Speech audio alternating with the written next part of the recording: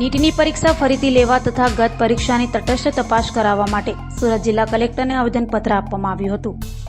સુરત પ્રમુખ મહેન્દ્ર નાવડિયાના નેજા હેઠળ આજરોજ મંગળવારે સવારના સમયે સુરત કલેક્ટરને આવેદનપત્ર નીટની પરીક્ષા બાબતે પાઠવવામાં આવ્યું હતું. જણાવવામાં આવ્યું હતું કે ગત નીટની પરીક્ષા પરિણામ સાથે રદ કરીને નવેસરથી પરીક્ષા લેવાય તેમજ ગત પરીક્ષામાં થયેલી ગેરરીતની તટસ્થ તપાસ કરવા માટે આવેદનપત્ર અપાયું છે, જેમાં અનેકો લોકો हाजिर રહેવા પામ્યા હતા. मेरा नाम वैंसी पटेल है और मैंने इस नीट 2024 में दूसरी बार एग्ज़ाम दी है. लास्ट ईयर मैंने जब एग्ज़ाम दी थी तब मेरा जो अभी इस बार मार्क्स आए 487 में, उसमें 2,28,000 रैंक है मेरा और लास्ट ईयर तब 1,15,000 रैंक था. तो इतना डिफरेंट कैसे आ सकता है? कैसे सब बीच में घुस गए? पेपर लीक हुआ है, ग्रेस मार्क्स दिया है, एनटीए क्या कर रही है, अपनी सरकार क्या कर रही है?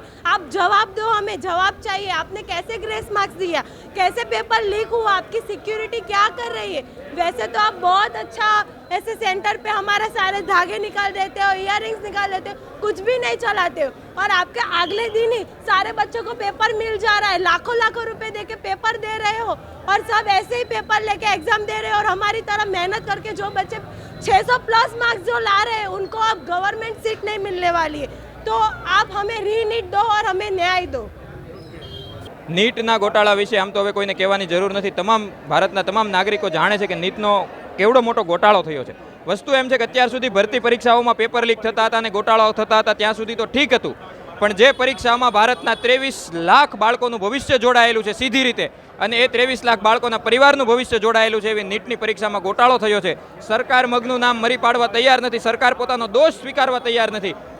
ખુલ્લે આમ પેપર લીક થાય છે. 720માંથી 720 માર્ક્સ 61 બાળકોને મળ્યા છે. ઉપરથી લઈને નીચે સુધી તમામ જગ્યાએ નીટની પરીક્ષામાં ગોટાળા થાય છે. ત્યારે આખા ભારતમાં આજે આમ આદમી પાર્ટી વિરોધ પ્રદર્શન કરી રહી છે. એના ભાગરૂપે સમગ્ર ગુજરાતમાં આજે વિરોધ પ્રદર્શન દ્વારા અમે માંગણી કરી રહ્યા છે ભારતના પ્રધાનમંત્રીશ્રીને કે નીટની પરીક્ષા રદ કરવામાં આવે, આ પરીક્ષાનું આયોજન ફરીથી કરવામાં આવે અને આ એનટીએ જેવી એજન્સી, જે ગોટાળેબાજ એજન્સી છે, એને આ આયોજનનું કામ ન આપવામાં આવે અને ભવિષ્યમાં આ પરીક્ષા સારી રીતે, સુચારુ રીતે, નિષ્પક્ષ રીતે, તટસ્થ રીતે અને પારદર્શી રીતે લેવાય, એના માટેની માંગણી અમે ભારતના પ્રધાનમંત્રીશ્રીને કલેક્ટર મારફતે કરવા માટે આવ્યા છીએ.